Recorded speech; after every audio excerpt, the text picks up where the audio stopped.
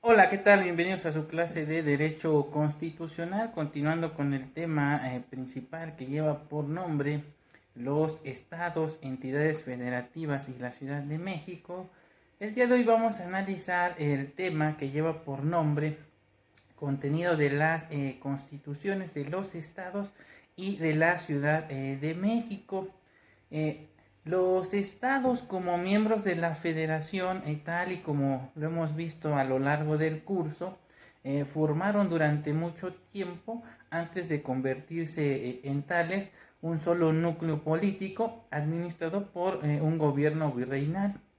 y desde luego con un solo cuerpo de leyes. Sin embargo, a partir de la Constitución de 1824, de alguna manera se fue desmembrando el territorio nacional en varias entidades que se denominaron estados, a las cuales se les reconoció cierta autonomía y atribuciones propias. En concordancia con lo anterior, las entidades federativas y ahora también la Ciudad de México tienen la facultad de darse su propia constitución local, aunque desde luego esta en ningún caso podrá contravenir las estipulaciones que establece desde luego la Constitución Federal. Pues así se desprende de lo dispuesto por el artículo 116, párrafo segundo, así como 122, apartado A de la Constitución Federal. Ahora bien, las constituciones locales, al igual que la Constitución Federal, están conformadas por dos partes, es decir, su parte dogmática y su parte orgánica.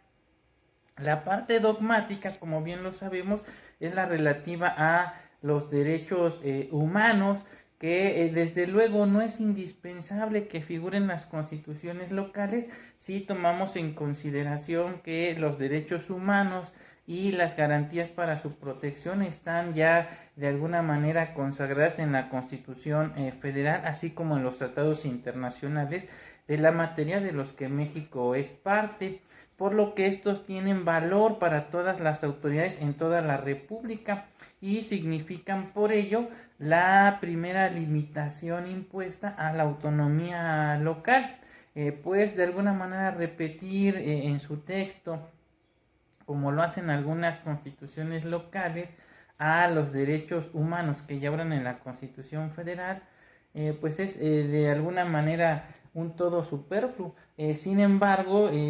como los derechos humanos están relacionados con cualquier autoridad y están de alguna manera consagradas, como ya lo dijimos, en la Constitución Federal, a título de restricciones mínimas, pues no hay nada que impida a los constituyentes locales ampliar tales restricciones, ya sea en su contenido o en su número,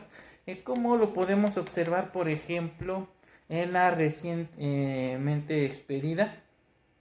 Constitución Política de la Ciudad de México. Ahora bien, por cuanto hace a los derechos sociales, todas estas normalmente implican restricciones y que están ya consagradas por la Constitución Federal, de lo que deriva la conclusión de que no pueden ser creadas ni aumentadas, ni mucho menos restringidas, en este caso por las constituciones locales, ya que esta se trata de una facultad exclusiva y reservada a la Federación por conducto del Congreso de la Unión en términos de lo dispuesto por el artículo 123, párrafo segundo de la Constitución Política de los Estados Unidos Mexicanos. Por lo tanto, como ya lo habíamos indicado,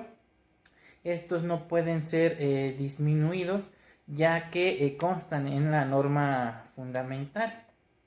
Ahora bien, no ya a título de garantía, sino como limitaciones de índole política a la actividad de los poderes, es claro que los constituyentes locales pueden establecer lo que más bien, las que consideren pertinentes. Del mismo modo, pueden instituir obligaciones positivas para que los gobernantes con tal no pugnen con la ideología o con la letra del pacto federal.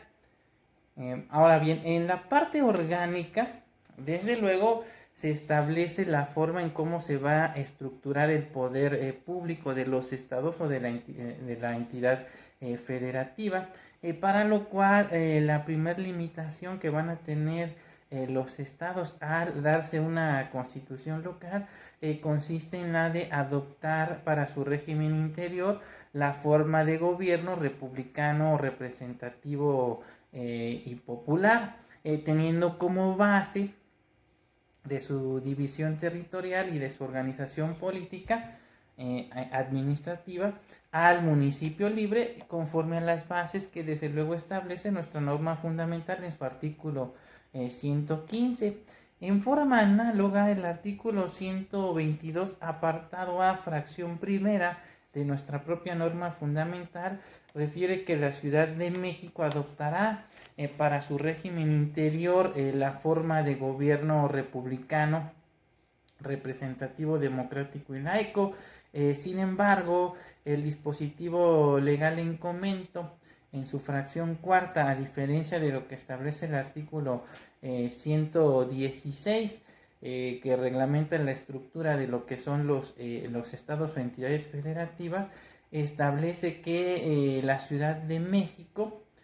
tendrá como división territorial y para efectos de su organización político-administrativa a las alcaldías, que sería una especie de homólogo a lo que serían los municipios en las entidades federativas. Desde luego, para ajustarse a las indicadas características de la forma de gobierno, las constituciones locales de los estados comienzan por insertar la fórmula a que hace referencia el artículo 115, párrafo primero de la Constitución Federal, en relación a lo del municipio. Bien, ahora, desde luego el Poder Ejecutivo está encargado, en este caso, a los gobernadores, para lo cual es importante precisar que a partir de la reforma constitucional al artículo 116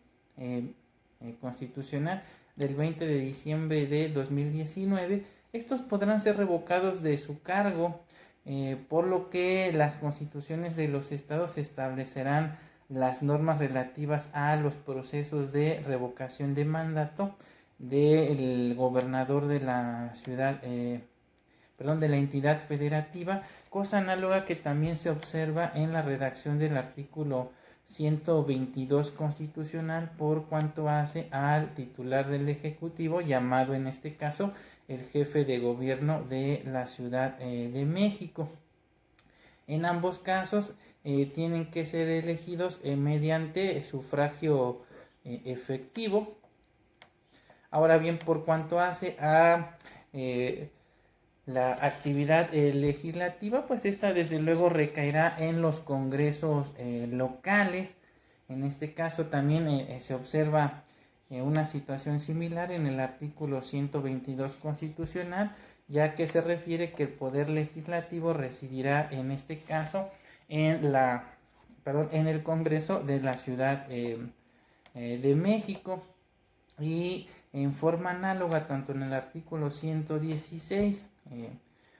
fracción segunda, como en el artículo 122, apartado A, fracción tercera, se hace referencia a que los diputados locales podrán de alguna manera reelegirse, aunque el texto constitucional trata de evitar esa palabra, pues propiamente lo que estamos viendo es que hay una reelección hasta por 4 periodos constitutivos, cosa que en la redacción original, tanto del artículo 116 como del 122 constitucional, pues no se contemplaba, ya que efectivamente se guardaba el lema de sufragio efectivo, no reelección, pero poco a poco, por cuestiones más políticas que jurídicas, pues nuestra Constitución ha ido perdiendo esa rigidez y paulatinamente se está permitiendo la reelección, en este caso de los diputados, y pues esperemos que no a futuro se vaya a permitir la reelección, en este caso del Ejecutivo Federal, aunque con la tendencia que veo actualmente en nuestro régimen de gobierno, pues seguramente tarde o temprano van a buscar que también se permita la reelección en tales casos. Ahora bien, por cuanto hace a el ejercicio de lo que es la administración de justicia o lo que es el poder judicial en las entidades federativas como de la Ciudad de México, pues esta recaerá en un tribunal superior de justicia, el cual desde luego estará encargado de resolver todos los conflictos de carácter jurisdiccional a través de las sentencias que al efecto se emitan para dirimir o resolver todas las controversias que los particulares planteen a dichos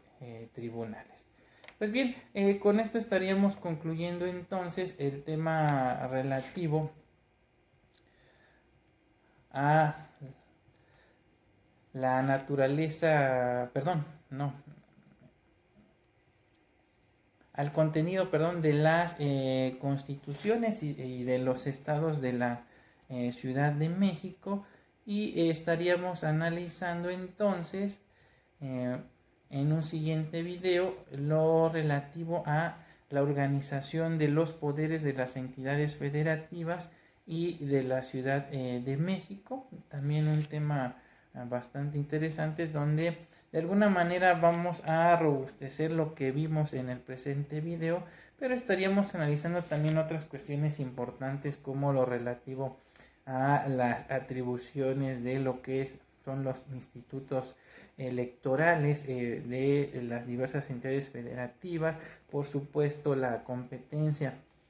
de los tribunales electorales para dirimir las controversias en dicha materia, las facultades de los tribunales de justicia administrativa y lo concerniente a los organismos constitucionales autónomos de las diversas entidades federativas. Por el momento me despido y nos vemos en un próximo video. Hasta pronto.